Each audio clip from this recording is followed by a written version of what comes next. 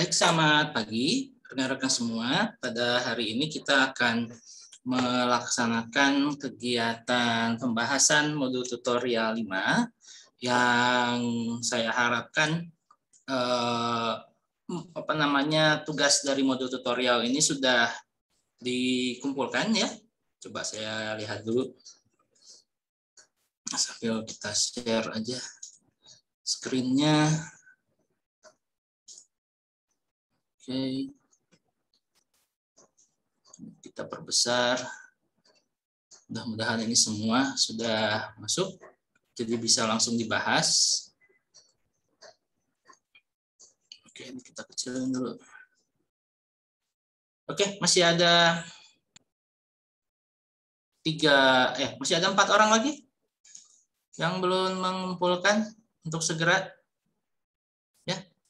mengumpulkan karena ini akan dibahas.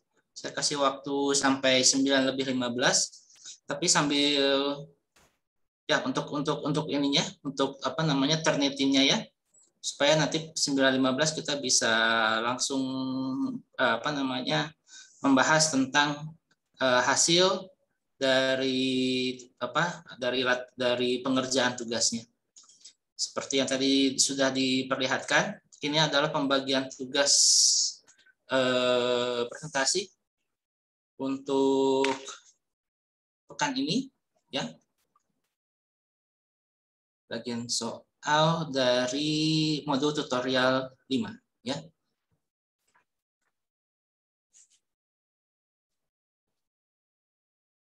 Oke, saya tunggu sampai 9:15 untuk supaya yang belum mengumpulkan dulu biar jawabannya masuk dulu ke sistem, baru nanti kita bahas.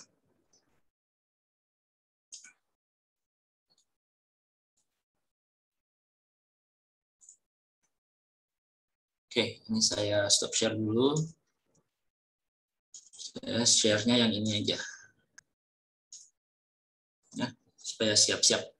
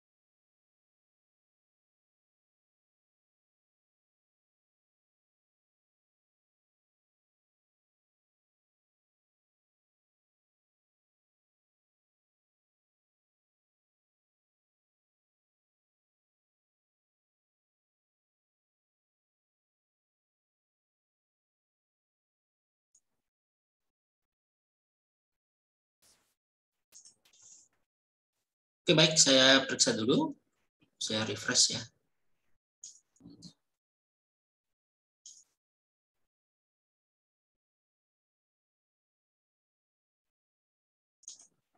Oke, masih ada 2 mahasiswa lagi yang belum menyerahkan.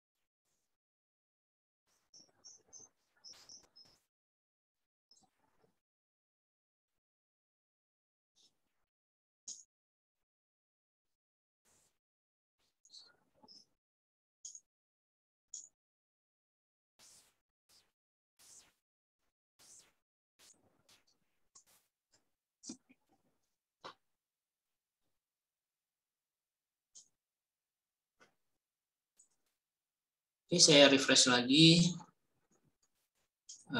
ininya assignment.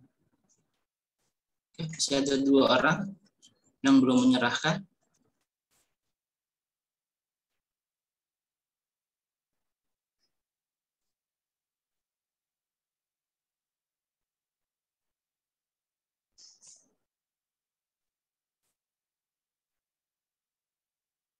Oke, saya tunggu 2 menit lagi. Kita 9:20 akan mulai.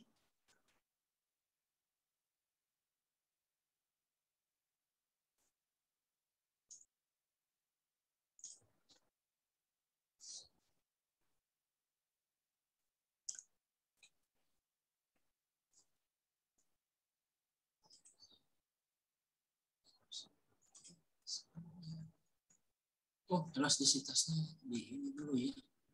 Sembunyiin dulu. Sebentar.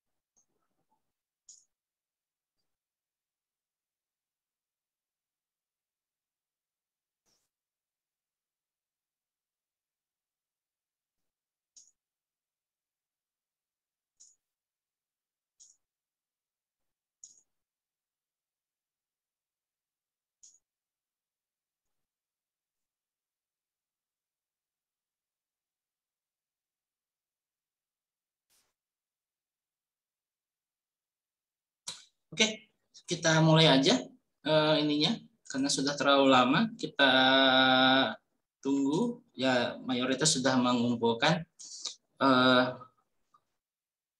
Nah, tapi saya nggak masalah apa namanya, karena ini kan catatannya sudah ada semua ya. Jadi kalau misalnya terlambat pun apa namanya, korting nilainya kan bisa ketahuan gitu ya, dengan apa sistem yang ada di MS Teams. Jadinya apa itu namanya, nanti asisten bisa mengadaptasi sendiri. Oke, kita mulai saja. Kita mulai dari nomor 2 dulu deh, kelompok 1. Nomor 2 kelompok 1 ini Pak. Rizkia ya. Ya, Iya, Pak. silakan. Bentar ya, Oke, Pak. saya stop share dulu ya. Oke. Sebentar, Pak. Ya.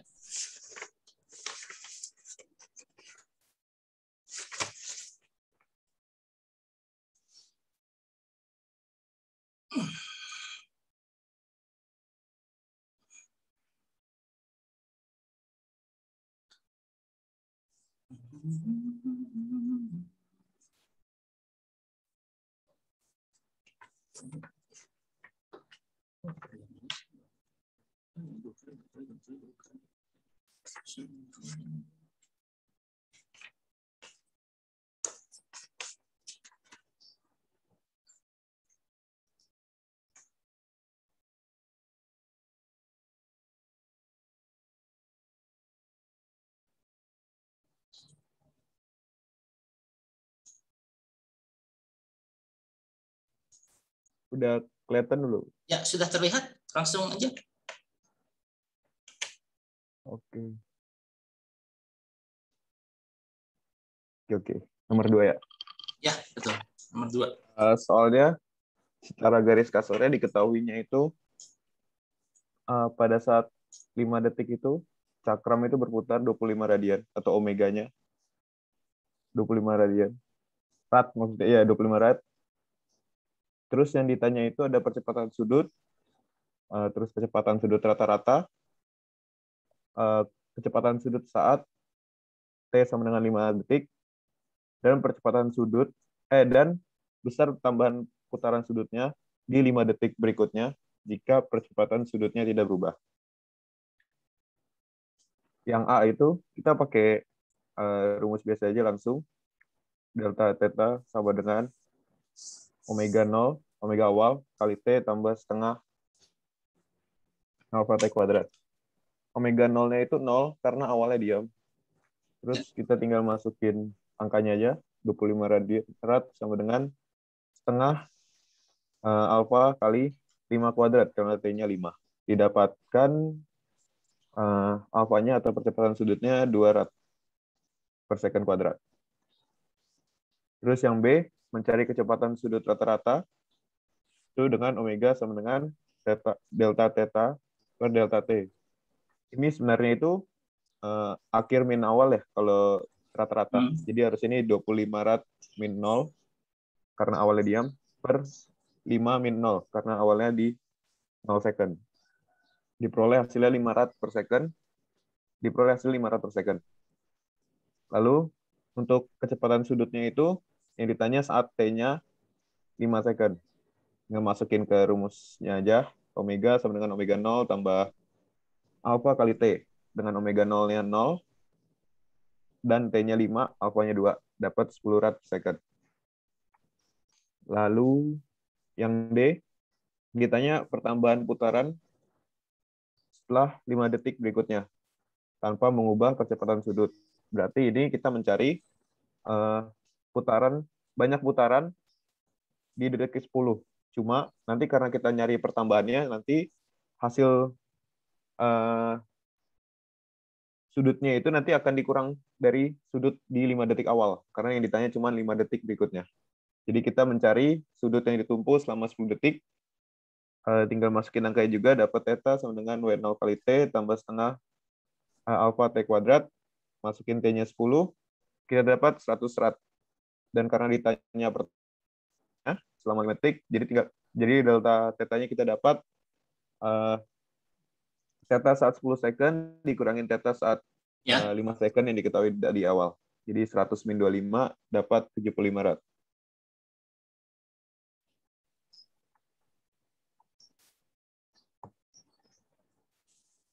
Udah, Pak.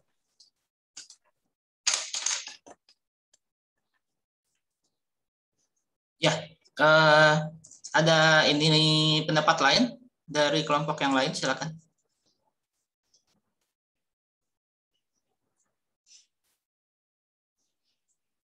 Baik, kalau tidak ada, terima kasih Siskia sudah memaparkan tentang hasil pengerjaannya. Kita lanjutkan ke nomor 4. Nomor 4 ini akan disampaikan oleh perwakilan dari kelompok 3. Ya, kelompok 3-nya ini Muhammad Faras. Baik, Pak, sebentar, Pak.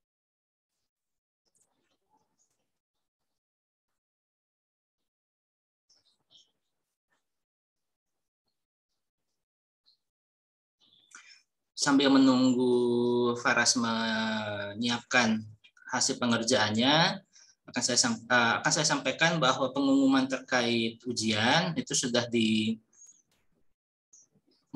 di MS Team kelas kita maupun di kelas paralel. Oleh karena itu nanti apabila ada rekan-rekan di sini yang kelupaan waktu hari Jumat kemarin untuk tidak mengikuti tryout, itu sedapat mungkin bisa masuk ke server ujian masing-masing ya. Kelas kita kalau nggak salah K26 itu masuknya di servernya FMIPA 19 kalau nggak salah. Nah itu pastikan Anda bisa masuk ke situ, bisa lihat ruang ujiannya dan lain sebagainya, karena nanti tryout yang kemarin itu sekalipun di hanya testing, yaitu sebagai ini ya, inisiasi awal supaya Anda bisa masuk ke ruang kelas. Ruang ujian, bukan ruang kelas. Ruang ujian yang nanti akan digunakan. Dan seharusnya sih tidak jauh berbeda dengan ruang ujian yang Anda gunakan waktu kimia dasar dan matematika dasar kemarin ya. Jadi seharusnya tidak ada masalah. Tapi nanti kalau misalnya ada sesuatu dan lain hal, ya nanti tinggal disampaikan ke panitia ujian melalui link terkait. Bagaimana, Faras, sudah bisa? Sebentar Pak, saya lagi mindahin filenya ke laptop. Oh ya. Atau mau kita skip dulu? Enggak Pak, udah bisa. Oh sudah bisa? Ya.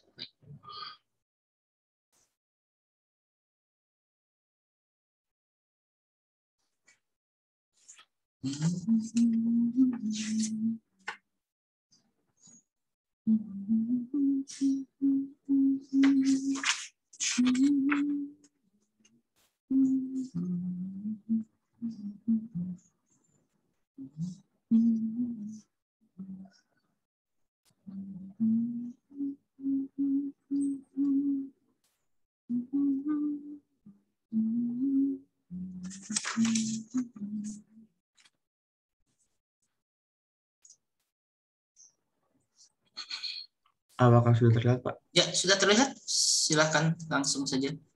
Oke, jadi nomor 4 soalnya, gambar di samping menunjukkan fungsi kecepatan sudut terhadap waktu pada sebuah batang tipis yang berputar pada salah satu ujungnya. Skala omega diberikan oleh omega S itu 6 radian per second. Ditanyanya yang pertama itu percepatan sudut, dan yang kedua adalah saat T sama dengan 4, eka rotasinya itu 1,6 Joule. Kita disuruh menentukan eka totalnya saat T sama dengan 0. Jadi untuk pertanyaan A, percepatan sudut sama dengan turunan dari omega terhadap T yang akan sama dengan gradien grafiknya. Jadi di sini dalam selang 0 sampai 6, kita bisa dapat gradiennya itu sama dengan 9/6 atau 1,5. Jadi percepatan sudutnya adalah 1,5 radian per second kuadrat. Untuk soal B, diketahui bahwa saat T sama dengan 4, eka rotasinya itu 1,6 Joule. Jadi dari grafik kita bisa lihat saat T sama dengan 4, omeganya juga 4. Di sini kita bisa lihat omeganya 4. Jadi dengan persamaan eka rotasi sama dengan setengah I omega kuadrat, kita bisa dapetin inersianya. Itu sama dengan 0,6 kg meter kuadrat. Nah, langsung aja kita ke soal yang ditanya. Eka total saat T sama dengan 0. Di T sama dengan 0, grafiknya kita bisa lihat omeganya itu sama dengan -2 radian per second. Jadi kita tinggal masukin rumusnya aja. Eka total sama dengan eka rotasi ditambah eka translasi, di mana eka rotasinya itu setengah inersia dikali omega kuadrat, tambah eka translasinya setengah dikali mv kuadrat. Nah, di sini kita bisa jabar v kuadratnya menjadi omega kuadrat dikali r kuadrat, dan untuk rumus inersi sendiri kan I dikali K mr kuadrat. Jadinya mr kuadratnya bisa kita sama dengan I per K. Di sini M sama R kuadratnya kita ganti jadi I per K, dan lalu kita tinggal masukin data yang udah ada, data yang udah kita dapat, yaitu omega sama inersia. Nanti didapetin eka rotasinya sama dengan 1,2 Joule dan eka translasinya sama dengan 3,6 Joule. Jadi eka totalnya kita tambahin sama dengan 4,8 Joule. Itu, Pak. Baik, ada pendapat lain dari kelompok yang lain?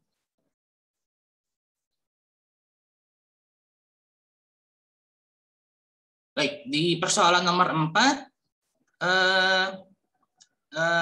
coba kita baca itunya.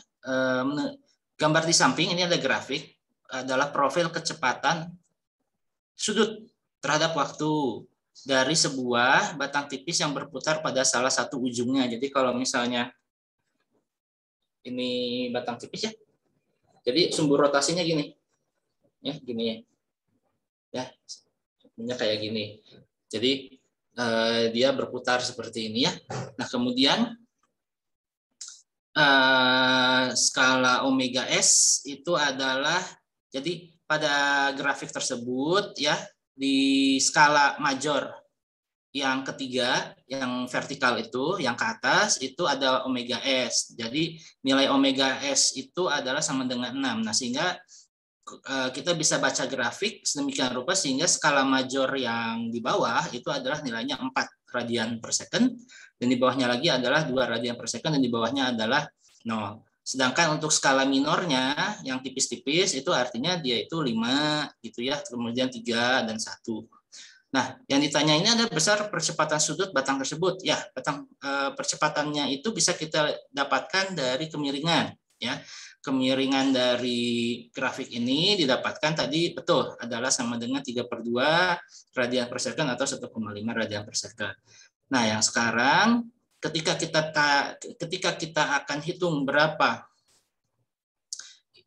energi kinetiknya, ya, hitung berapa energi kinetiknya, kita perlu hati-hati di sini. Apakah batang yang berputar seperti ini? Ya, ini sumbu putar, ini sumbu rotasinya, ini batangnya, gitu ya. Itu melakukan gerak translasi atau tidak? Pindah ke kanan kiri enggak dia? Pindah ke sini gitu. Pindah ke sini gitu. Pindah enggak kira-kira? Enggak, Pak. Tidak. Oh iya, enggak, Pak. Tidak. Makanya di sini yang lebih berperan itu adalah energi kinetik dari rotasinya saja. Ya. Nah, kemudian apakah betul ininya apa namanya? Coba saya konfirmasi dulu kalau batang yang inersianya itu ada di salah satu ujung, ya. Apakah betul seperti yang tadi disebutkan? Coba kita lihat. Itu ya. Itu benda tegar 2 ya. Benda tegar 2. Oh, kita mati. Kompilasinya itu ya di sini. Ya, tadi sudah didapatkan inersianya ini adalah jadi eka rotasi sama dengan sebentar. Itu setengah dikalikan. Itu jadi konstannya saya keluarin, Pak. Kan I buat ujung batang tipis tuh sepertiga MR kuadrat ya, Pak. Sepertiganya saya keluarin gitu. Jadi I-nya itu adalah M kali L gitu maksudnya ya? Maksudnya kayak gitu ya? Nah kemudian, oke, sepertiga seperempat. Oke. Jadi kalau di omega kuadrat. Jadi Anda cari, maksudnya Anda cari I di sini ini adalah ML kuadrat gitu ya. Masa dikalikan dengan panjang dari batang itu ya maksudnya. Betul, ya. Baik, terus ke bawahin. Nah, ini koreksi pertama adalah yang translasinya tidak ada. Karena di persoalan ini, kalau Anda baca, dia kan hanya gini aja. Ini akar tangan saya ini ya. Nggak bisa. Ya kan karena gini aja ya. Dia nggak pergi. Dia nggak kayak bilah baling-baling helikopter gitu ya, sambil dia putar dia pindah gitu kan. Ini enggak, dia muter di satu poros aja, muter-muter gitu ya, sehingga di sini sesungguhnya yang hanya berperan itu adalah energi kinetik translasi aja. Nah, di sini kita nanti akan dapatkan ini ya, berapa sih energi kinetik pada saat dia itu kecepatannya 0, pada saat T-nya itu 0 kan? Pada saat T-nya itu 0. Pada saat T-nya itu 0, kita dapatkan bahwa si itunya kecepatan sudutnya itu adalah -2 radian per second, artinya dia balik arah ya. Jadi dia kalau pada saat waktunya 6 second itu dia bergerak berlawanan arah jarum jam, pada saat T sama dengan 0 dia searah jarum jam. Nah, sekarang pertanyaannya adalah berapa? Setengah ya. Berarti ini adalah setengah dikalikan I dikalikan omega kuadrat adalah sama dengan 1/2 ya, setengah dikalikan I ya, 1/3 dikalikan tadi ml-nya itu berapa? 0,6 ya. 0,6 ya, 0,6 dikalikan omega kuadrat. Omeganya itu tadi adalah -2 kuadrat. Berarti nanti akan saya dapatkan perkalian 0,1 dikalikan 4. Nah, harusnya nilai dari energi kinetiknya itu adalah sama dengan 0,4 joule ya. 0,4 joule ya. Karena di sini itu 0, ya, kita tidak usah ini ya, yang komponen translasinya itu tidak usah kita hiraukan karena persoalan ini tidak ada gerak yang si batangnya ini tidak mengalami perpindahan secara linear gitu ya, ke kanan ke kiri, ke atas ke bawah atau depan belakang, sehingga dia hanya itu saja. Nah, di sini ada kesalahan juga nih untuk menghitung energi kinetik rotasinya karena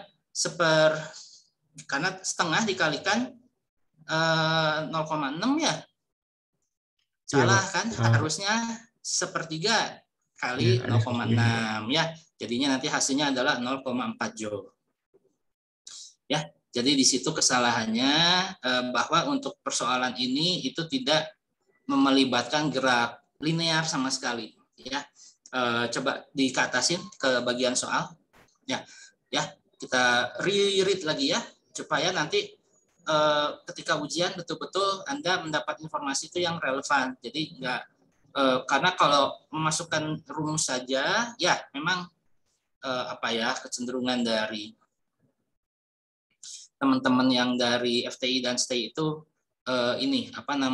tahu rumus, tapi kadang ceroboh dalam membaca permasalahan, ya karena yang ditanyakan di sini atau situasi atau fenomena yang kita amati di sini ini tidak merupakan campuran gerak linear dan rotasi, karena di sini di soal ini ada fungsi kecepatan sudut ya, kecepatan sudut, dan tidak ada satupun informasi mengenai bahwa gerak dari batang tipis ini pindah posisi kanan kiri atas belakang atau depan belakang ya, seperti itu. Jadi di sini kalau dibaca dari sini dari persoalan ini murni gerak rotasi ya, seperti itu.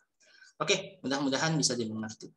Kita lanjutkan. Oh ya, terima kasih Faras. Kita lanjutkan ke nomor 6. Nomor 6 itu akan dibahas oleh kelompok 7. 196 oleh Dila Swastiti. Ya. Saya izin share screen. Ya, silakan.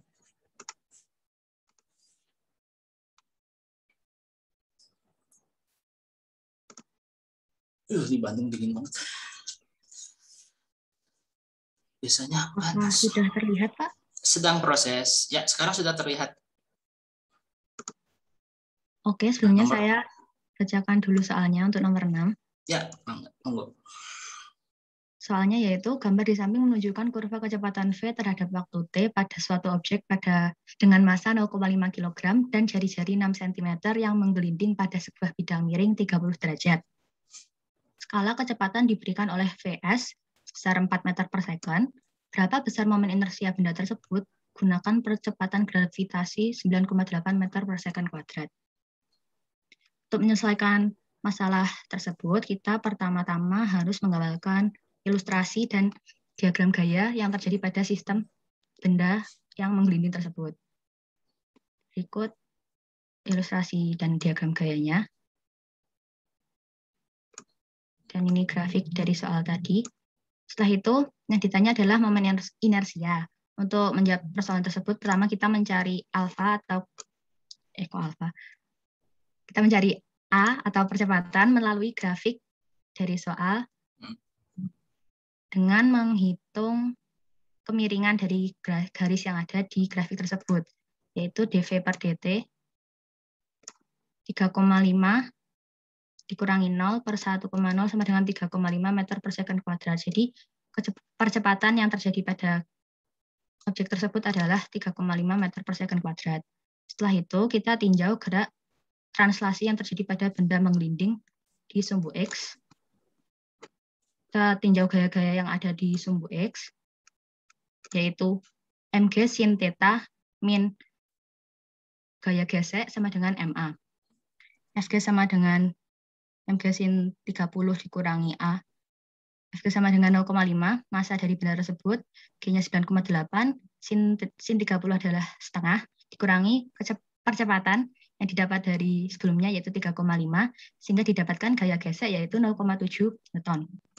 Setelah itu kita tinjau gerak rotasi yang terjadi pada objek yang menggelinding, yang disebabkan oleh torsi.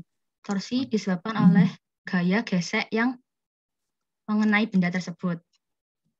Dan jari-jari dari benda menggelinding tersebut, yaitu gaya gesek dikali R sama dengan inersia dikali alfa. Alfa sendiri adalah sama dengan kecepatan dibagi jari-jari.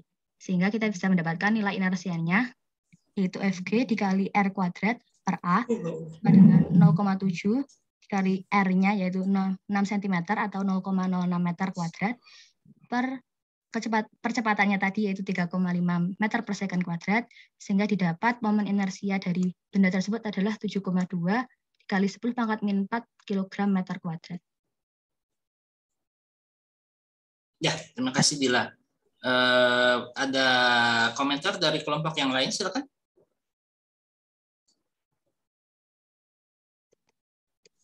Ya, jadi ini jenis soalnya mirip seperti yang di atas, yang nomor 4, tapi kalau dilihat dari redaksi soalnya, ini jelas berbeda, bahwa yang sekarang ini adalah contoh gerak menggelinding, di mana kecepatan linearnya itu diberikan dalam sebuah grafik. Kalau yang sebelumnya kan di nomor 4 itu kan sebuah batang homogen yang tipis, yang diputar pada ujungnya diketahui profil dari omega terhadap waktu, ya. Kalau atau kecepatan sudutnya terhadap waktu. Jadi seiring berjalannya waktu kita ketahui dia tadinya berputar berlawanan arah, ya, min 2 radian per second, kemudian sering berjalannya waktu dia setelah 6 detik itu dia jadi 6, ya, kalau nggak salah tadi itu 6 radian per second. Nah, namun sekarang persoalannya menjadi berbeda ketika objek yang kita lihat ini sekarang adalah menggelinding di sebuah bidang miring dengan kemiringan tertentu, ya. Kemudian ingin kita cari berapa sih ininya, apa namanya, inersianya, gitu ya, karena di sini kita ingin dapatkan nilai dari inersianya itu sendiri, bukan menentukan ini tipe bendanya apa, ya. Kalau kita sudah sampai ke tipe bendanya berarti kita harus ada informasi mengenai massa total dari dari benda yang menggelinding tersebut, kemudian ininya apa namanya, jari-jarinya, gitu ya, dan lain sebagainya. Nanti kalau konstantanya itu sesuai dengan 2/5 atau 1/2 atau dengan angka apapun, nanti bisa kita tafsirkan bahwa benda tersebut misalnya adalah bola, cangkang bola, atau cangkang silinder, atau silinder pejal, seperti itu, ya, atau bola pejal, seperti itu. Nah, tapi ini yang ditanya adalah langsung ke inersianya. Oleh karena itu, maka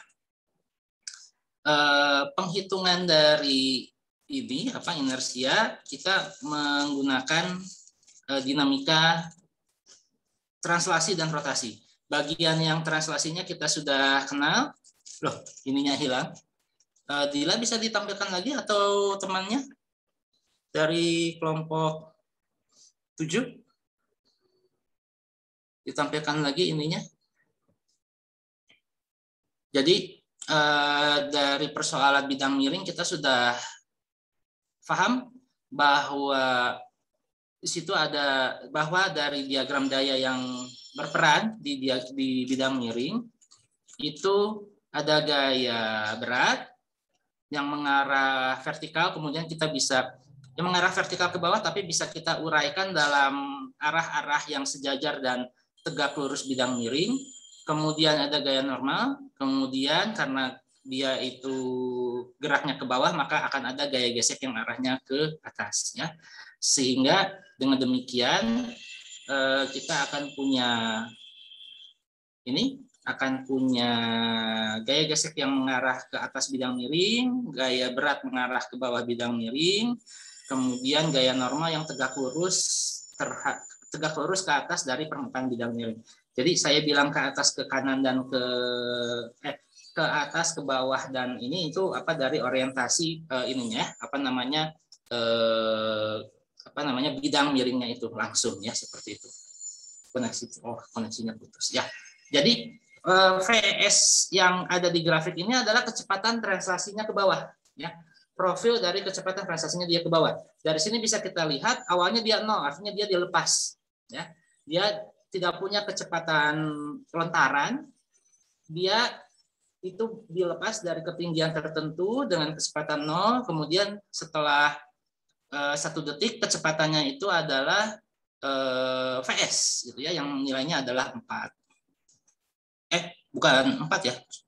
VS itu di atas, berarti itu di 5 ya. Kalau lihat dari kotaknya, itu kotaknya ada 1, 2, 3, 4, 5, 6, 7, 8.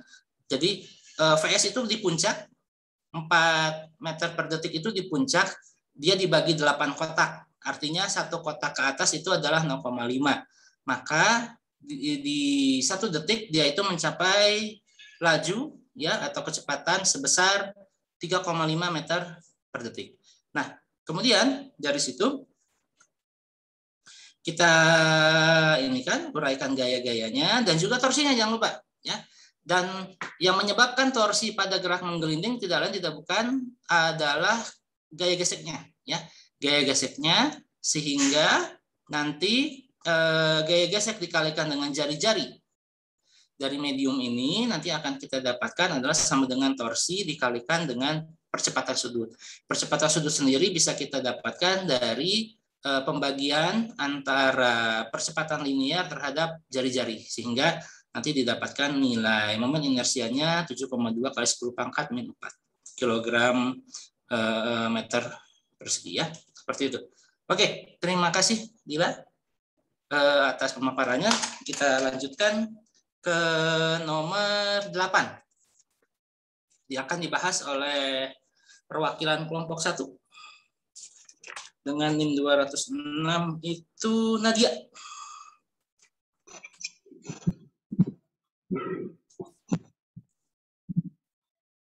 Apakah sudah terlihat, Pak? Ya, sudah terlihat. Tinggal mikrofonnya saja diperjelas. Oke. Jadi untuk soal nomor 8 ini diketahui masanya 2 kilo, ya. Jarak R-nya 3 meter, kecepatannya 4 meter per second, F-nya 2 Newton, theta 1-nya 45 derajat, theta 2 sama dengan theta 3, yaitu 30 derajat. Ya. Untuk yang pertama, cari momentum sudutnya dengan rumus R cross P, di mana P itu M dot V. Terus didapatkan hasilnya 12 kg meter kuadrat per second. Arah rotasi momentum sudutnya itu berlawanan arah jarum jam. Jadi dengan aturan tangan kanan, arah momentum sudutnya jadi keluar bidang. Terus untuk torkanya dicari dengan rumus R cross F. Dan didapatkan hasilnya 3 Newton meter. Arah rotasi torkanya berlawanan arah jarum jam. Dengan aturan tangan kanan, arah torkanya jadi keluar bidang. Ya, baik. Jadi itu ya ininya apa namanya penjelasannya. Apakah ada cara lain atau pendapat lain dari kelompok 2, 3, 4, 5, 6 sampai 8?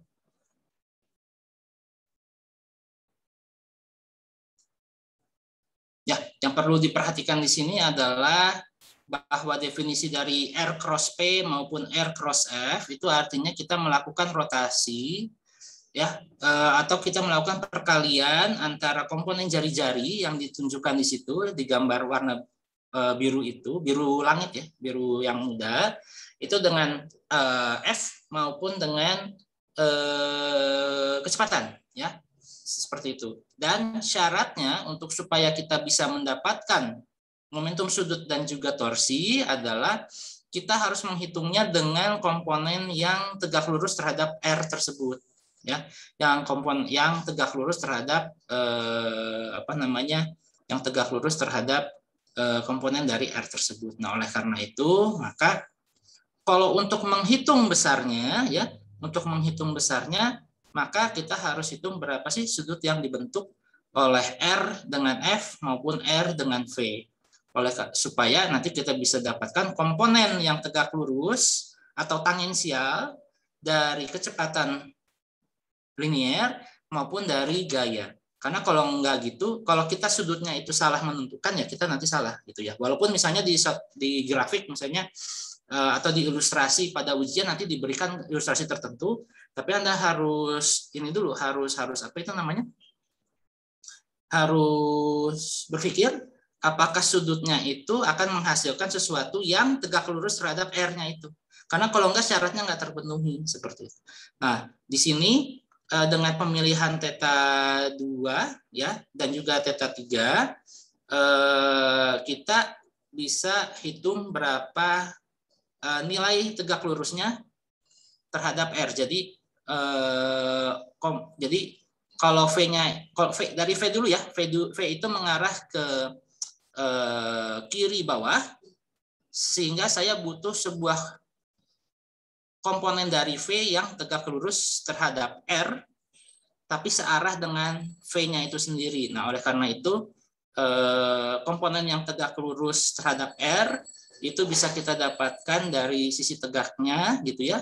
Kemudian sudutnya adalah theta 2, maka perhitungannya itu melibatkan V yang miring, ya, yang pink itu dengan yang sisi tegaknya. Oleh karena itu dia menggunakan relasi sin, gitu ya, menggunakan fungsi sinus untuk menghitung berapa V yang tegak lurus terhadap R-nya. Nah, kemudian dari ini juga, dari komponen gaya juga sama, F-nya itu ke arah kanan atas, ya, atau bahkan agak hampir menuju vertikal ke atas, tapi tetap kita harus cari komponen yang tegak lurus terhadap arah dari jari-jari atau R. Oleh karena itu, lihat dari theta 3-nya untuk menghasilkan komponen F yang tegak lurus, artinya yang tegak gitu ya, maka kita menggunakan sinus juga di sini ya. Jadi yang sisi tegak dibagi nilai F yang ditunjukkan oleh panah biru tua ya, itu nanti akan menghasilkan relasi sinus untuk theta 3. Oleh karena itu di sini kita langsung saja, karena yang ditanya besar ya, besarnya adalah besar dari R dikalikan besar dari P untuk momentum sudut dikalikan dengan sinus yang dibentuk oleh itu R dan V. Sedangkan untuk yang torsi atau torka atau momen gaya itu R dikalikan dengan besar dari F dikalikan dengan sinusnya, seperti itu. Dan di sini bisa kita lihat karena putarannya ini berlawanan arah jarum jam, maka dia adalah keluar bidang untuk momentum sudutnya, dan juga torsinya mengikuti aturan tangan kanan yang serupa dengan di atas, maka juga akan keluar bidang. Jadi di sini dalam hal ini arah dari momentum sudut dan juga torsi itu mengarah ke luar bidang, atau kalau dalam bahasa lain juga bisa disebut sebagai mengarah ke mata kita, gitu ya. Bukan masuk ke dalam, bukan masuk ke layar. Karena kan Anda sekarang menggunakan gadget ya. Jadi tidak masuk ke dalam layar gadget Anda.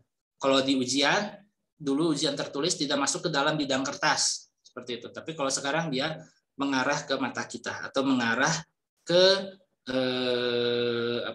keluar dari layar gadget atau keluar bidang ya, seperti itu. Oke, terima kasih Nadia. Kita beralih ke Oh ya, silakan. Kalau misalnya semua komponen vektornya diuraikan dulu ke sumbu X sama Y, nggak boleh ya? Yang mana? Yang V, R sama F-nya itu, jadi saya urai ke sumbu X sama Y dulu, baru dimasukin ke rumus. Oh enggak, bukan begitu caranya. Itu hanya akan bisa valid kalau misalnya R-nya itu sejajar dengan sumbu X positif. Ya. Kalau misalnya R yang warna biru itu sejajar dengan X positif, maka hal itu bisa dilakukan. Tapi kalau di sini, ini kita langsung saja, ya,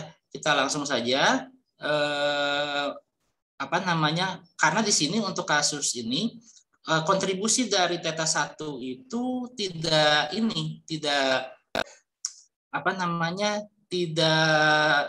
berpengaruh terhadap penghitungan dari besar momentum sudut maupun torsi, ya. Bahkan sesungguhnya kalau misalnya theta 1-nya itu 0 pun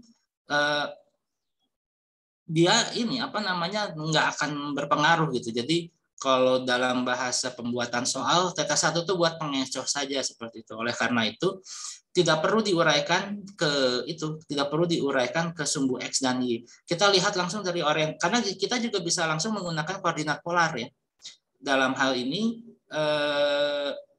kita lihat bahwa kalau di koordinat polar maka kita akan menggunakan vektor satuan R dan juga theta gitu ya. Dan di sini bisa kita lihat bahwa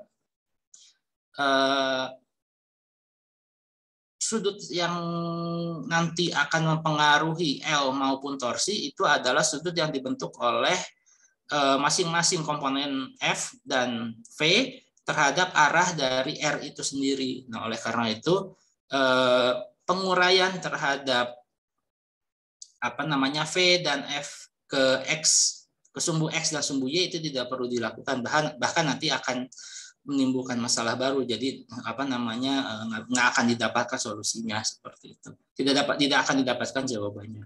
Sedangkan bahkan juga bisa mempersulit gitu, Oleh karena itu tidak perlu untuk melakukan hal itu. Ya, tidak perlu untuk melakukan hal itu. Mudah-mudahan menjawab ya, Carla. Iya, makasih Pak. Sama-sama. Oke, ya, saya boleh nanya, Pak. Ya, boleh. Saya masih belum mengerti, Pak, kenapa yang tadi itu buat momentumnya itu makanya itu V yang tegak lurus terhadap R ya, Pak? Ya, jadi gini, bentar ya. Ini saya share screen aja. Ini kan kayak gini ya. Sebentar. Ini. Oh, ini dia. Ini jangan ini screen. Ya, penjelasannya jadi sini. Baik itu momentum sudut maupun torsi, pada dasarnya itu kan melibatkan perkalian silang antara R dengan masing-masing variabel ya. Bentar, ini di sini.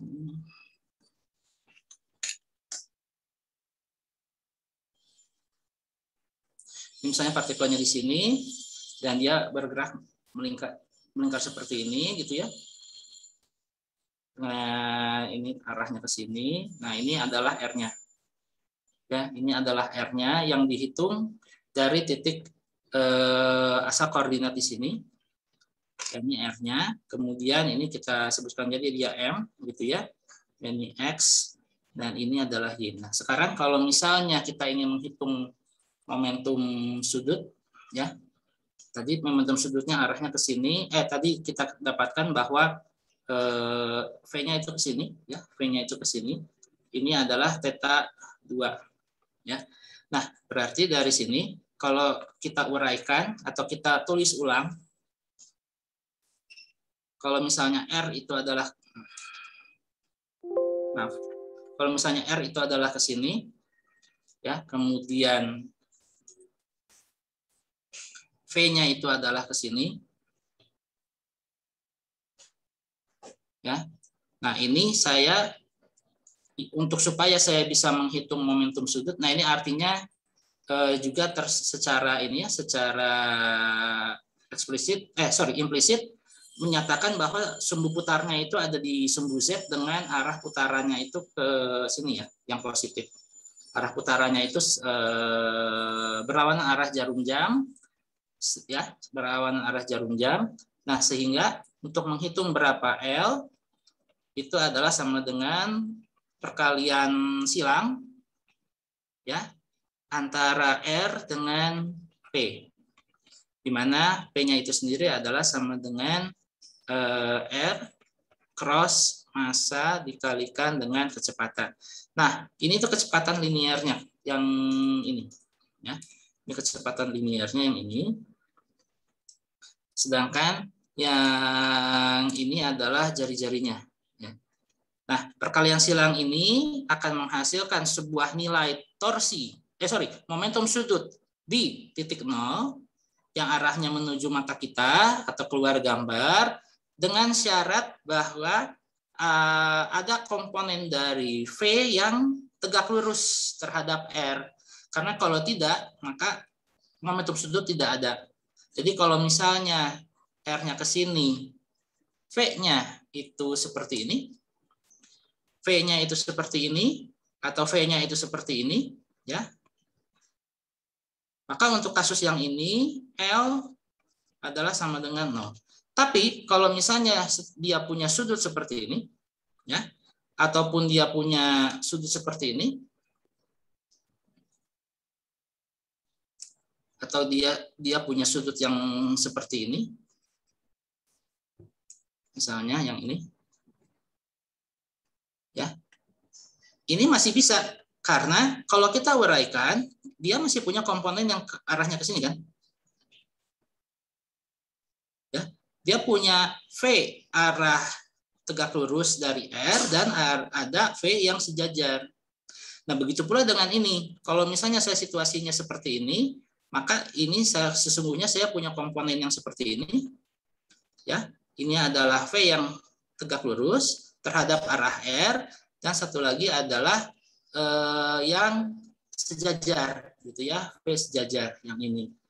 Nah, oleh karena itu, maka saya tinggal menghitung berapa komponen yang tegak lurusnya dari V ini supaya saya bisa menghitung ini.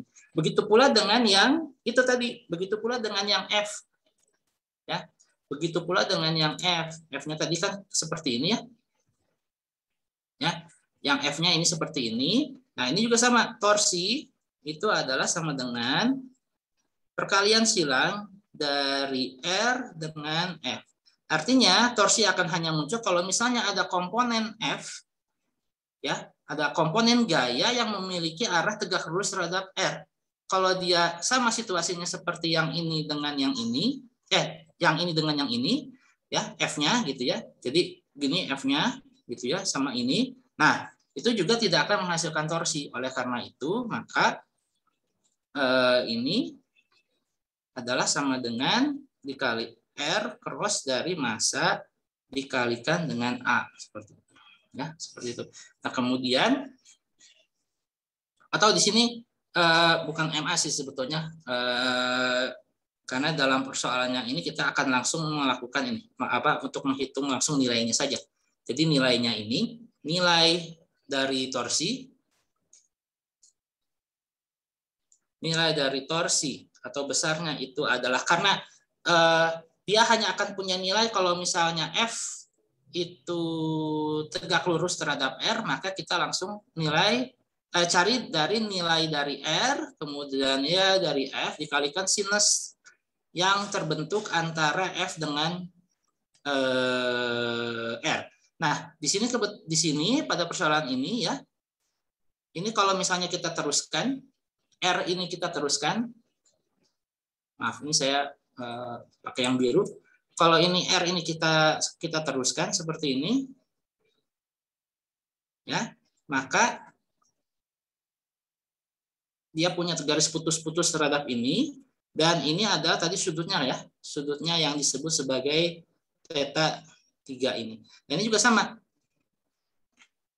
Ketika saya punya R yang arahnya itu ke sini, yang arahnya ini adalah ke theta 1, sebetulnya kan yang ini, ya, si theta 1 yang ini. Nah, theta 3 itu harus, theta 3 itu, atau F-nya itu harus memiliki suatu komponen yang tegak lurus terhadap theta 1, gitu. Jadi bukan terhadap theta 1 sama dengan 0, gitu ya. Jadi untuk ini ya, untuk ini maka untuk tahu berapa sudut yang dibentuk antara R dan F, kita lihat dari persoalan. Di soal yang ada di PR ini udah cukup gamblang bahwa sudut yang dibentuk antara perpanjangan dari R ya dengan F-nya itu sendiri adalah theta 3. Oleh karena itu saya kan bisa menguraikan F-nya ini punya komponen tegak lurusnya yang mana gitu. Jadi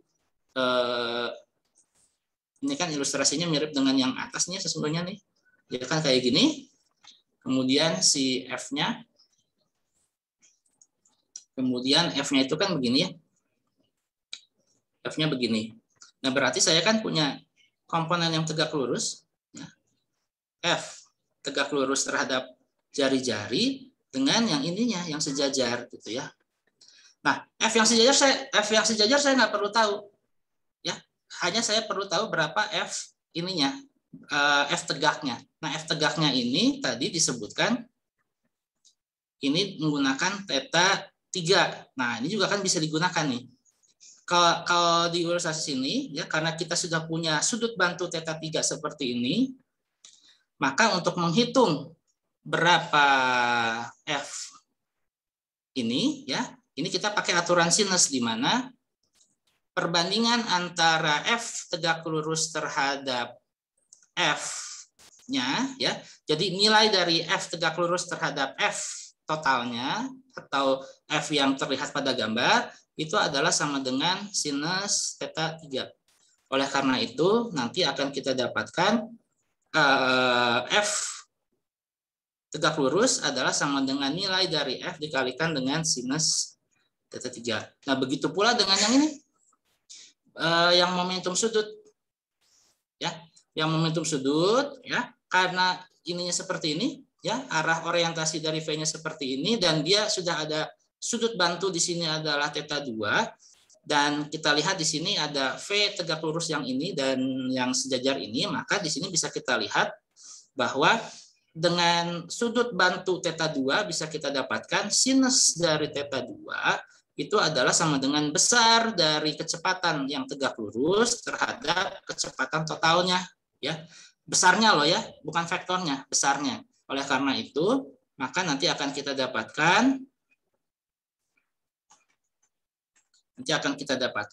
V tegak lurus itu adalah sama dengan V dikalikan sinus theta 2. Oleh karena itu, untuk penghitungan torsi yang ini, alfa yang secara umum menyatakan sudut yang dibentuk oleh jari-jari dan gaya itu sudah terwakili oleh theta 3 untuk kasus kita yang di nomor 6 ini. Oleh karena itu nanti akan kita dapatkan untuk persoalan nomor 6 ya. Di persoalan ini nanti akan kita dapatkan torsi, besar torsi ya adalah sama dengan, atau saya ini ya, kalian harusnya sudah paham ya antara penulisan bentuk seperti ini dengan langsung ya. Jadi torsi adalah sama dengan R dikalikan F dikalikan dengan sinus theta 3. Sedangkan kalau untuk yang momentum sudut ya, untuk yang momentum sudut L adalah sama dengan besar dari jari-jari atau besar dari posisi benda M terhadap titik 0 dikalikan dengan massa, dikalikan dengan kecepatan, dikalikan dengan sinus theta. Tetanya theta berapa? 2. Ya, seperti itu. Nah, makanya untuk menghitung besarnya seperti ini ya, sudah ini apa namanya, sudah jelas bahwa ini, oh ya, ini juga bisa disebut sebagai besar dari R ya, dikalikan besar dari MV dikalikan dengan sinus alfa. Nah, menjadi seperti ini. Nah, jadi begitulah cara menghitungnya. Kita pastikan bahwa sudut bantu yang digunakan pada soal memang membantu kita untuk mencari komponen yang tegak lurus terhadap R.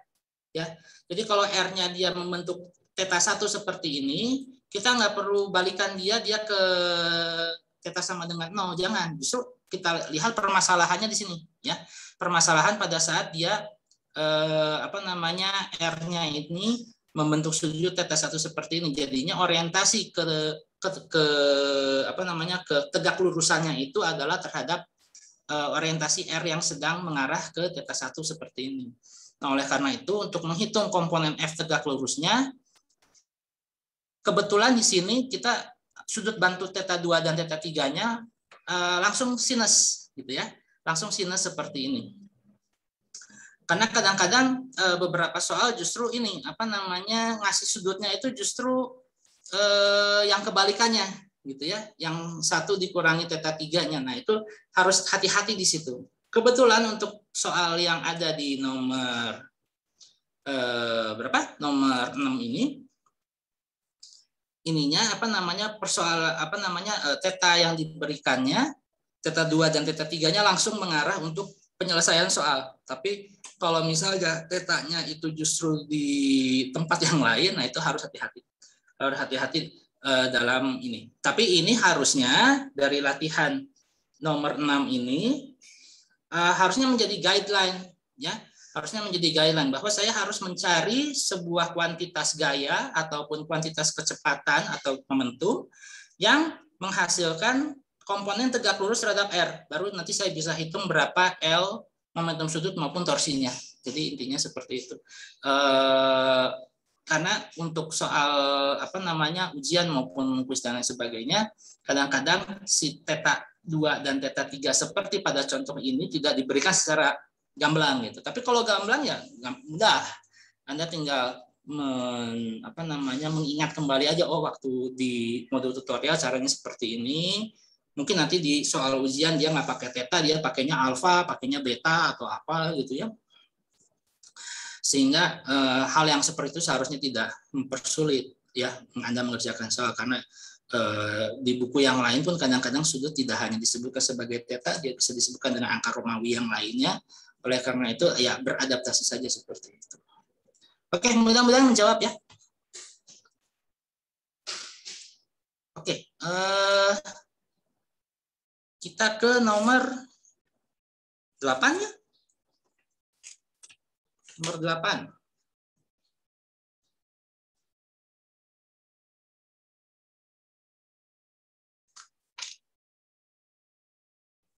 Oke, saya sebentar.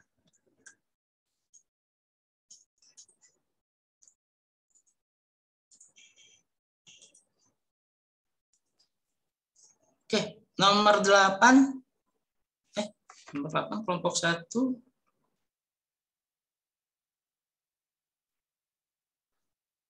Itu tadi yang nomor 8 ya? Oh, salah.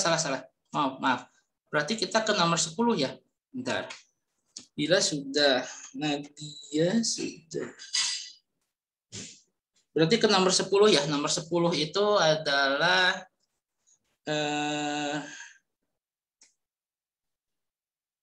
sebentar. Ya, nomor 10 itu adalah Naufan dari kelompok 5 mengerjakan nomor 10. Iya, Pak. Saya ingin share screen, Pak. Ya, silakan. Ini bagian saya stop dulu.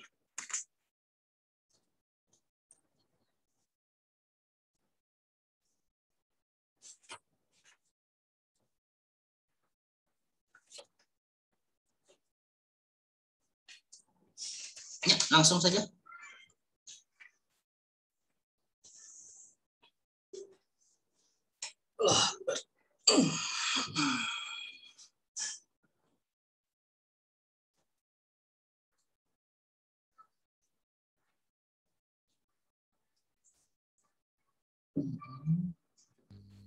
Sudah kedengaran, Pak? Ya, sudah terdengar. Silakan saja langsung. Ya, jadi di sini diketahui ada 2 partikel. Yang pertama itu 2,5 kg dengan kecepatannya itu min 3 J meter per second. Dan partikel kedua masanya 4 kg dengan kecepatannya 4,5 I meter per second, bertumbuk tidak lenting sama sekali di Q di sini dengan koordinat min 0,5 meter, 0,1 meter. Yang ditanyakan itu adalah momentum sudut terhadap titik pusat setelah tumbukan. Nah, berarti momentum sudut akhir itu sama dengan momentum sudut awal. Nah, kita tinjau dulu buat diagramnya. Nah, di sini setelah tumbukan itu yang 2,5 kg ke atas dengan kecepatan lajuan 4,5 meter per second seperti gambar di sini. Nah, berarti sudut di antara si kecepatan dengan R ini adalah 90 dikurangi theta ini. Berarti nanti yang partikel ini M2 V2 R sin 90 dikurangi theta. Dan yang sekarang yang partikel kedua ini arahnya ke sini, berarti sudut di antara si kecepatan dengan R itu adalah 180 dikurangi theta. Nah, nanti masukkan angkanya, sin 180 derajat kurangi theta itu adalah sin theta sama saja dengan sin 90 derajat kurang theta juga sama dengan cos theta. Jadi kita masukkan angkanya, dapat 9,75 kg meter kuadrat per second. 9,75. Oh ya, seperti itu. Baik, kita uraikan ya ininya persoalannya. Apa di kelompok yang lain cara pengerjaannya sama atau ada yang berbeda? Saya beda, Pak. Beda. Wening dari kelompok berapa? Kelompok 1. Kelompok 1. Kelompok Boleh? berapa juga berbeda, Pak? Oh iya. Mau siapa dulu? Mau Wening dulu atau ini dulu? Untuk diperlihatkan cara pengerjaan soalnya. Kelompok 4 juga, Pak. Ya, mau siapa dulu? Silakan. Oh ya, terima kasih ya. Sudah. Novan. Ya, terima kasih tadi sudah memperlihatkan jawabannya. Namun ini ada second opinion untuk nomor 10. Silakan. Mau siapa dulu yang mau memperlihatkan alternatif jawaban?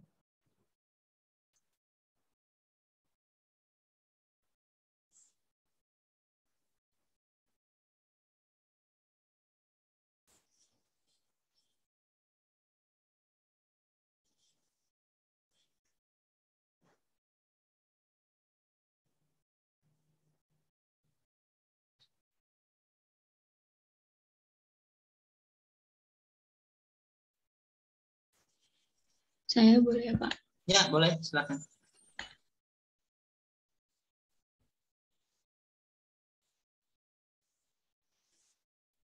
Sudah terlihat belum ya, Pak? Sudah terlihat.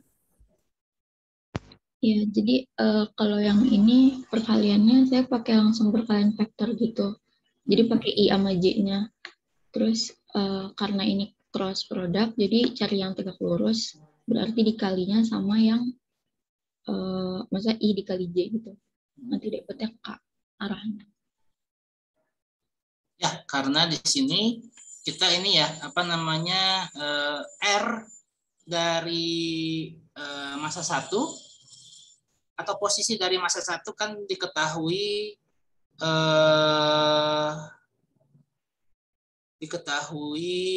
apa namanya, pada saat sebelum tumbukan ya, sesaat sebelum tumbukan R1 dengan R2-nya. Jadi posisi di mana terjadi tumbukan ya, pada saat posisi pada saat terjadi tumbukannya itu kan R-nya itu kan kita ketahui ya. Dan posisi dari benda 1 dan 2-nya itu sama. Sedangkan yang berbedanya itu adalah benda satu punya kecepatan min 3J, sedangkan kalau yang V2 dia itu kan arahnya ke positif X gitu ya.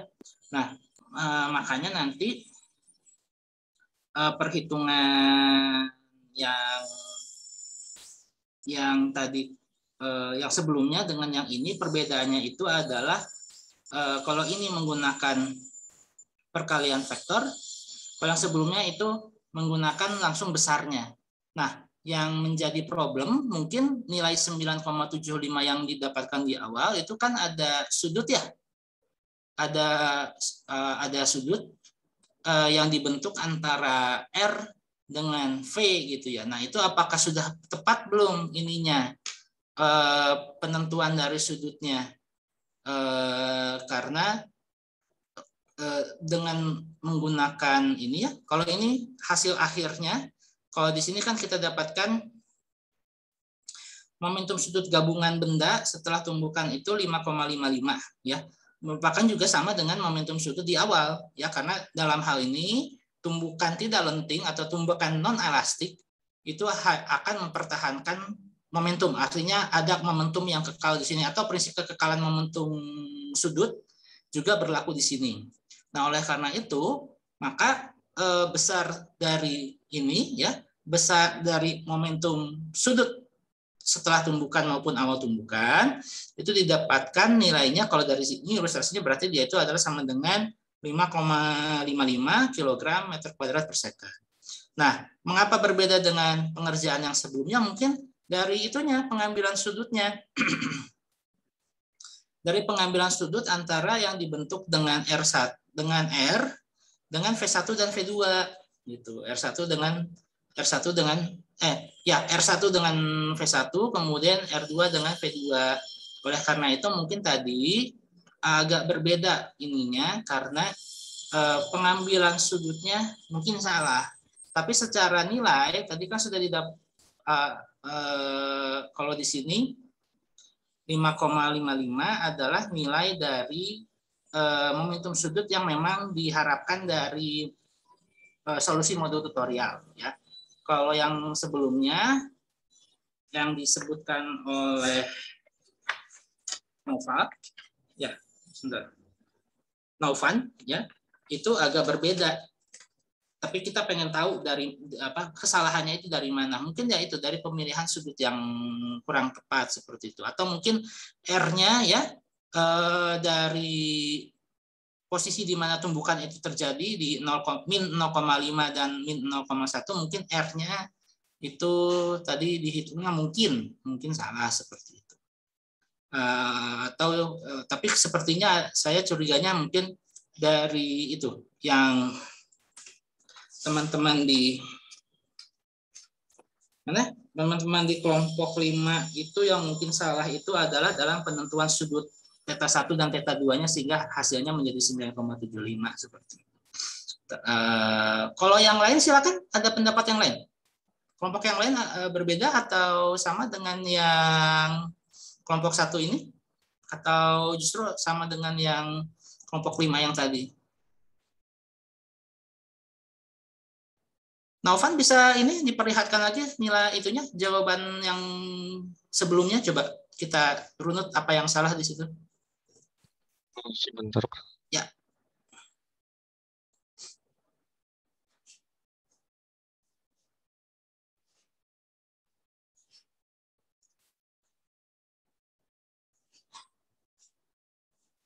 Ya, M-nya sudah tepat ya, nilainya 2,5, kemudian kecepatannya 3 ya, karena besar dari kecepatan partikel 1 yang min 3 arah J itu ya nilainya 3 gitu ya. Nah, yang jadi problem ini adalah R ini R-nya ini langsung diterapkan 0,1. Nggak boleh gitu ya. Jadi di sini kalau kita menghitung R itu artinya adalah jari-jari ya, jari-jari yang dibentuk oleh partikel tersebut saat tumbukan terhadap titik 0. Nah, posisinya itu adalah min 0,5 M arah X dan 0,1 arah Y. Bukan berarti ya, bukan berarti kita langsung memasukkan 0,1 di situ, salah, nggak bisa. Jadi R-nya yang ditanyakan. Nah, kita harus hitung dulu di sini ya, teman-teman di kelompok 5. Untuk menghitung R itu nggak bisa langsung masukin X dan Y ke persamaan ini, nggak bisa. Jadi masukkanlah besar dari R-nya. R-nya ini adalah akar dari min 0,5 kuadrat ditambah min 0,1 kuadrat. Jadi R-nya itu adalah akar dari min 0,5 kuadrat ditambah min 0,1 kuadrat. Baru itu tepat. Ya, itu dari aspek ininya. Itu dari aspek apa itu namanya? Itu dari aspek ininya. Apa namanya? Dari besar R-nya, ya. Jadi tidak bisa langsung 0,1 dengan 0,5, salah, ya. Jadi bukan cocok, ini bukan apa namanya? Ya karena apa itu namanya si posisi dari tempat kejadian di mana tumbukan itu terjadi, R-nya itu ya, R-nya itu punya komponen X dan Y sehingga harus dihitung semua. Jadi nggak bisa langsung hanya kalau yang M1 itu hanya yang 0,1 saja, kemudian yang M2 hanya yang 0,5 saja. Oh, nggak bisa gitu ya. Kemudian sudut ya, tadi sudah disebutkan, Anda sudah hitung sudutnya belum? Ya, sudah hitung sudutnya belum? Sudut yang dibentuk oleh R dengan V1 dan V2 jelas tidak tegak lurus, ya. Jelas tidak tegak lurus karena kalau yang R ini kan min 0,5 dan min 0,1. Grafiknya seperti yang ditulis di situ tuh, yang R ke bawah itu dengan theta sekian. Nah, kemudian apa itu namanya, M1 bergeraknya vertikal ke atas, vertikal ke bawah, ya, vertikal ke bawah. Oleh karena itu sudut yang dibentuk oleh R yang menuju ke kiri bawah dengan yang V1 yang mengarah langsung ke bawah, pasti ada sudut di antaranya. Nah, itu harus dicari. Carinya menggunakan trigonometri, ya. Menggunakan trigonometri untuk menentukan berapa sudutnya, seperti itu. Nanti menggunakan aturan sinus atau kosinus dan lain sebagainya. Harusnya sih ada sinus yang bisa membantu, ada sudut sinus nanti yang membantu di situ.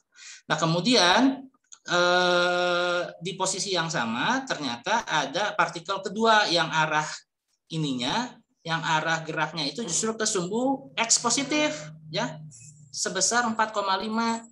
Nah, di sini sayangnya salah ya. Ini kebalik nih, yang teman-teman kelompok 5 nih kebalik. Justru yang 4,5 itu malah yang ke vertikal, harusnya yang ke kanan ya. Yang 3 itu justru yang ke bawah. Nah, oleh karena itu saya kira di sini letak kesalahannya, oh ya, mungkin di sini bahwa langsung memasukkan R sama dengan X dan R sama dengan Y, kemudian sudutnya nggak dihitung. Nah, kalau mau didapatkan yang tepat untuk cara seperti ini, ya, untuk cara seperti ini adalah, yaitu tadi hitung dulu berapa sudutnya, hitung dulu berapa sudutnya, dan juga hitung R yang betul-betul jari-jari, gitu ya. Jadi bukan hanya komponen X atau komponen Y. Oke, saya kira itu. Terima kasih, Novan. Kita sudah membahas nomor 2, 4, 6, 8, dan 10. Kita sekarang ke kelompok 1. Kita sekarang ke nomor 1. Ya, terima kasih Novan. Kita ke kelompok 1. Kelompok 1 ini akan bukan kelompok 1, nomor 1. Nomor 1 itu akan dibahas oleh teman dari kelompok 8. Saya, Pak. Ya. Oke, sebenarnya Pak. Ya, itu ya Muhammad Fardias ya. 1, 2, 3, 4, 5 ya. Saya monggo silakan langsung saja. Sudah terlihat? Oh, oke. Sebelumnya saya bacakan soal dulu ya, Pak. Fungsi sudut suatu titik pada suatu roda yang berputar diberikan oleh θ sama dengan 2 tambah 4t kuadrat tambah 2t pangkat 3, di mana θ dalam radian dan T dalam detik. pada saat T sama dengan 0, berapa A posisi sudut titik tersebut, B kecepatan sudutnya, C berapa kecepatan sudut pada saat T sama dengan 4 detik, D hitung percepatan sudutnya pada saat T sama dengan 2 detik, dan E apakah percepatan sudutnya konstan. Nah, untuk pertanyaan yang pertama, mengenai posisi sudut saat T-nya 0, di sini kan di soal udah diberitahu persamaan tetanya, jadi tinggal dimasukin aja, T-nya diganti dengan 0, jadinya 2 tambah 0 tambah 0 sama dengan 2 radian. Terus untuk yang B, kan ditanya kecepatan sudut. Kecepatan sudut sendiri merupakan turunan dari persamaan tetanya. Jadi apabila diturunkan itu, fungsinya akan menjadi 8T ditambah 6T kuadrat. Lalu karena di sini ditanya kecepatan sudut saat T sama dengan 0, T-nya tinggal diganti dengan 0 dan hasilnya menjadi 0. Lalu untuk yang C, kan ditanya itu kecepatan sudutnya saat T-nya sama dengan 4. Tadi kita sudah mendapatkan kalau persamaan kecepatan sudutnya itu 8T ditambah 6T kuadrat, maka T-nya tinggal diganti dengan 4, dan hasilnya jadi 128 radian per second. Terus untuk yang D, ditanya percepatan sudutnya saat T sama dengan 2 detik. Nah, percepatan sudut itu kan turunan dari kecepatan sudut. Jadi fungsi kecepatan tadi yang 8T tambah 6T kuadrat tinggal diturunin sekali lagi, jadi 8 tambah 12T. Lalu karena ditanyanya itu kecepatan sudut saat T-nya 2 detik, T-nya tinggal diganti 2, hasilnya menjadi 32 radian per second kuadrat. Dan untuk yang E, apakah percepatan sudutnya konstan? Nah, di sini kan kita bisa lihat kalau persamaan kecepatan sudut itu 8 tambah 12T. Berarti dia itu bakal berubah tergantung sama T-nya, maka dia nggak konstan karena dia dipengaruhi sama waktu. Ya, terima kasih, Pak. Sekali. Ya, sama-sama. Artinya di sini ada percepatan sudut yang tidak konstan, mungkin dia mengalami itu pengaruh dari gaya luar yang diterapkan secara terus-menerus gitu ya, dan seiring berjalannya waktu besar gayanya juga membesar mengikuti persamaan yang alfa ini ya, yang diketahui dia itu 8 ditambah 12T ya. Nah, untuk ini ada pertanyaan dulu atau ada second opinion atau ada pendapat yang lain dari kelompok yang lain? Silakan. Untung tidak ditanya menghitung berapa simpangan ya, atau besar sudut. Ya, tapi ditanya besar sudut ya, besar sudut saat 0 ya, besar sudut saat 0. Kalau besar sudut saat justru ada diberikannya itu adalah fungsi sudut ya, fungsi sudut kemudian tadi maksud saya untung bukan jenis yang ini yang Anda harus integral gitu ya. Kalau di mana Anda harus integral kan agak repot gitu ya, harus tahu dulu berapa theta nolnya dan lain sebagainya. Justru ini ditanya theta nolnya berapa, tapi ini jenisnya adalah Anda diberikan sebuah fungsi theta atau fungsi perubahan sudut, Anda diminta untuk menghitung berapa posisi di waktu tertentu. Mudah saja tinggal masukkan waktunya ke persamaan tersebut, kemudian kecepatan sudutnya ya, berarti Anda tinggal mendiferensiasikan saja terhadap waktu persamaan sudut ini, kemudian percepatannya nanti diturunkan kembali 2 kali terhadap waktu seperti itu. Nah, didapatkan nilai-nilainya. Untuk A itu 2 radian, untuk B itu adalah sama dengan 0 radian per detik ya, 0 radian per detik. Kemudian yaitu kecepatan sudut saat 4 detik ya, saat 4 detik. Kemudian kecepatan sudut saat kecepatan sudutnya itu kecepatan sudutnya itu adalah turunan sekali terhadap waktu, kemudian hitung berapa dia saat 0 detik gitu ya. Pada saat 0 detik ya dia adalah sama dengan 0 radian per detik, artinya dia dalam kondisi yang statis seperti itu ya. Jadi tidak dipengaruhi oleh gaya pada saat itu, pada saat 0, tapi setelah sering berjalannya waktu dia ini mengalami percepatan secara linear ya. Kalau dilihat di sini percepatannya itu adalah linear terhadap waktu. Kemudian jadi ini didapatkan percepatannya tidak konstan karena dipengaruhi oleh percepatan sama dengan 8 ditambah 12T yang sifatnya linear, sehingga kecepatannya menjadi persamaan pangkat 2 ya. Kemudian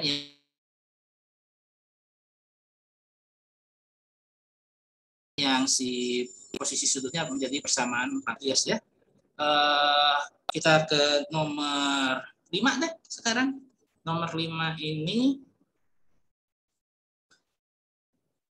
oleh kelompok 6 dengan NIM 191 Margaret Tumorang, silakan.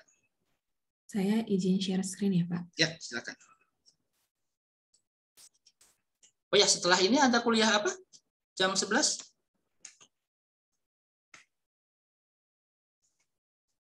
Lanjut lagi jam 1, Pak. Oh, ada lagi jam 1, berarti jam 11 sampai jam 1 makan siang dan istirahat ya? Iya, Pak. Perubahan. Oke, agak overtime dikit, nggak apa-apa karena ini ya. Apa namanya? Jadi kita mulainya juga agak telat. Ya, silakan, Margaret, langsung aja.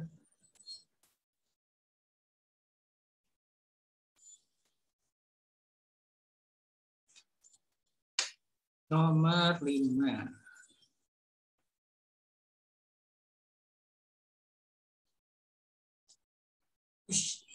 Saya bacain soalnya dulu ya. Yuk. Sebuah cakram berputar dengan percepatan sudut tetap sehingga posisi sudut theta 1 sama dengan 10 radian, berputar ke sudut theta 2 yaitu 70 radian dalam 6 detik. Kecepatan sudut pada theta 1 adalah 15 radian per second.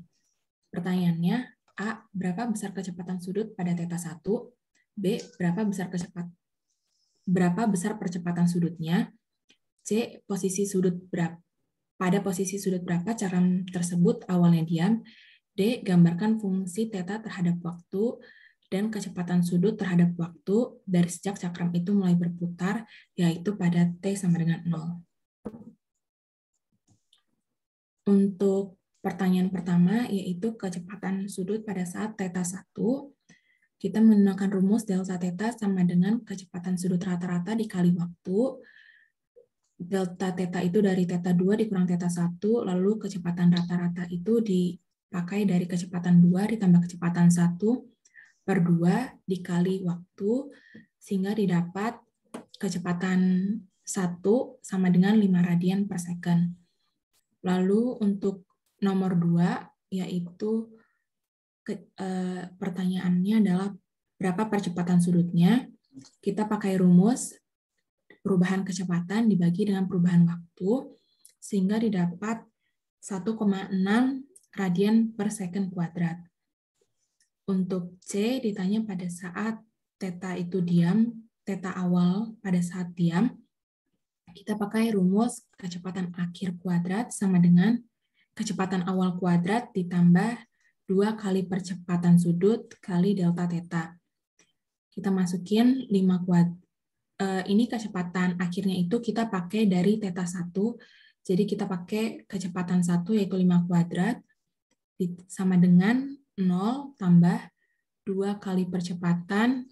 Terus ini kita masukin tetanya sehingga nanti didapat theta awalnya itu pada saat diam itu 2,5 radian. Lalu untuk yang D,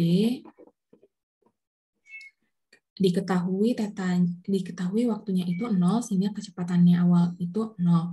Lalu kita cari persamaannya untuk ngebuat grafik. Kita pakai yang pertama, kecepatan terhadap waktu itu kecepatan akhir sama dengan kecepatan awal tambah percepatan kali waktu, sehingga didapat persamaannya itu 1,67 T. Yang di atas ini grafiknya. Lalu untuk grafik kedua yang di bawah itu theta terhadap waktu. Kita pakai rumus delta theta sama dengan kecepatan awal tambah setengah percepatan kali waktu kuadrat, sehingga didapat persamaannya yaitu 0,83 T kuadrat tambah 2,5, dan ini adalah gambar grafiknya. Dan didapatkan tadi saat T0 itu adalah 2,5 radian. Kemudian apa itu namanya pada saat sebentar 6 detik ya, 6 detik dia itu adalah 10 radian. Oh, ini kalau bentar 10 detiknya itu. Oh ya, ini kalau misalnya kalian ini ya gambar, jangan kayak dosen. Jadi kalau sketsa di dosennya jelek jangan diikutin. Ini tadi kan disebutkan 10 radian itu kan saat 6 detik ya. Di sini grafiknya ini ya. Jadi 10 detiknya itu sebelum 5 detik malah nih yang di itu tuh, yang di grafik yang radian terhadap waktu tuh. Itu ini ya, harusnya kan di 6 detik. Coba lihat di soal. Di soal kan dia itu ya. Kan coba lihat di soal. Nomor 5. Saat bentar. Nah, nomor 5. Jelas ini ya. Sebuah cakram berputar dengan percepatan sudut tetap sehingga posisi sudut theta 1 10 radian berputar ke sudut dalam 6 detik gitu ya, berputar dari 10 radian ke 7 ya, dari 10 radian ke 7 dalam 6 detik. Nah, si 10 radian itu pada saat 6 detik kan ya, atau bagaimana? Karena theta 1-nya itu, karena theta 0-nya pada saat 0 itu kan di 2,5 ya. Kemudian setelah setelah itu gimana? Sebentar. Berputar ke sudut 7 radian dalam 6 detik. Berapa kecepatannya? Gambarkan fungsinya. Di kelompok yang lain, apa punya gambar yang lebih ini? Punya gambar yang lebih baik visualnya? Atau sama? Silakan.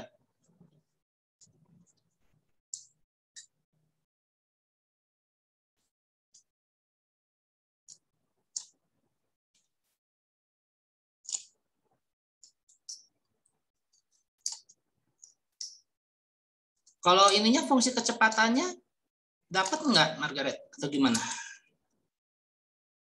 Fungsi kecepatannya dapat nggak? Fungsi kecepatannya kan itu ya linear dia kan. Berarti, nah kalau dihitung ininya, maksud saya adalah profil theta terhadap waktunya itu gimana dari 1 detik, 2 detik, 3 detik, 4 detik, 5 detik gitu ya. Itu dapat nggak sih itunya? Kan ada informasi tadi selama 6 detik dalam 6 detik dia itu berputar dari 10 ke 70 dari 10 ke 70 dalam ini kan ada 70 juga ya. Bentar, ada 70 radian dalam 6 detik. Nah, ini gambarnya nih. Ya, ini gambarnya apa namanya? Apakah betul dalam waktu 5 detik dia ke 10 gitu? Sesuai dengan yang gambar ditampilkan di sini. Ada kelompok yang lain? Silakan kalau ada gambar yang lain untuk theta terhadap waktunya. Mungkin saya boleh izin share screen, Pak? Ya, boleh. Margaret boleh ditutup dulu sebentar.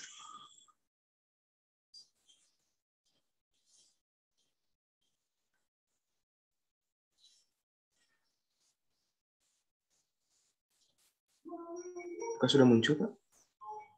Sudah. Ya, silakan disampaikan.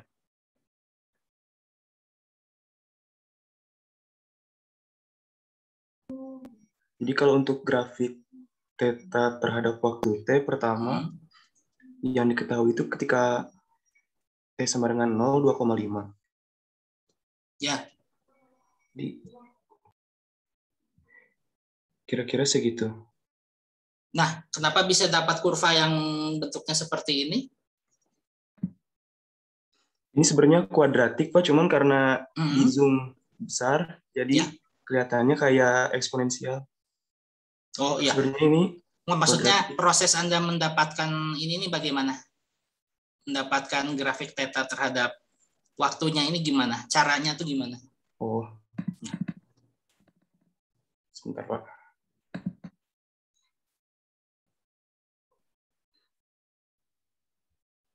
Jadi kalau untuk theta kan diketahui tadi theta 0-nya itu 2,5 radian. Ya. Terus percepatan sudutnya tadi juga didapat 5/3 radian per second kuadrat. Nah, terus dimasukkan ke rumus yang untuk sudut. Ya. Percepatannya tetap ya. Percepatannya fungsi waktu bukan? Iya, Pak. Percepatannya konstan. Konstan. Percepatan sudutnya ya konstan. Ya. Hati-hati. Saya juga coba hati-hati supaya enggak ini ya. Percepatan sudutnya konstan. Kecepatan sudut awalnya juga ada nilainya ya. Tadi sudah kita dapatkan. Berarti kita tinggal memasukkan persamaan tersebut ke theta sama dengan theta 0 ditambah omega 0 T ditambah setengah alfa T kuadrat, begitu ya? Iya, Pak. Ya. Sehingga nanti didapatkan pada saat T 0 betul-betul tetanya itu adalah sama dengan 2,5, betul? Iya, Pak. Ya, kemudian 10 itu dapatnya di mana? 10 itu dapatnya di 3 detik, Pak. Di 3 detik. Di 3 detik. Nah, harusnya dari 3 detik ke 9 detik nambah tuh dari 10 jadi 70. Betul nggak dapat seperti itu? Dari Kira-kira 3, ya di sini dapat. Ya, itu 10 ya, itu 3 di situ ya. Ya, 10 ya. Kemudian dalam 3 ditambah 6, 9 detik, 9 itu di 9 itu di sini. Ini ya. Ke 70 gitu ya? Ya. Ya, itu karena skala minornya itu ya, skala ya, kalau mayornya itu kan 60 ke 80 ya. Tapi skala mayornya itu kan ada berapa tuh? Skala minornya itu kan 1 2 3 4. 80 ke 60 20 kalau bagi 4 berarti 5 ya. Satu kotak ke atas itu 5 ya. Berarti kalau mau 70 itu berarti di antara 60-80 pas di tengah. Dan kalau ditarik ke 11 itu, ya ke sebelah kanan kita dapatkan dia pas di 9 detik itu ya. Ya, seperti itu. Nah, jadi walaupun tadi Margaret dan kawan-kawan di kelompok 6 sudah memperlihatkan grafiknya, lain kali dibagusin gitu. Ketika di sketsa pun si itunya ya, si grafiknya itu walaupun nggak harus, kalau ini kan Anda menggunakan apa ini, Excel ya atau apa, SolidWorks atau apa? Saya pakai aplikasi namanya Veus, Pak. Pakai apa, software pihak ketiga, Ilus ya? Veus, VEUS. Oh, Velos. Oh ya. Jadi tinggal memasukkan persamaannya, masukin T-nya, terus itu seperti itu kayak Excel begitu ya? Iya, Pak. Oh ya. Jadi seperti itu. Kalaupun Anda nggak mau pakai Excel, mau ilustrasi ya ini ya Anda kan ini ya dong, apa namanya, engineer kan harus bagus ininya ya. Visualnya nanti, apalagi nanti presentasi orang teknik industri kan harus bagus. Jadi ketika mempresentasikan sebuah grafik atau apa, jangan ilustrasinya apa namanya, seperti dosen ngasih ini, seperti dosen ngasih kuliah seperti tadi saya nerangin. Jangan diturutin. Jadi harus bagus ininya, apa, sumbu X-nya jelas, sumbu Y-nya jelas, sumbu X-nya jelas.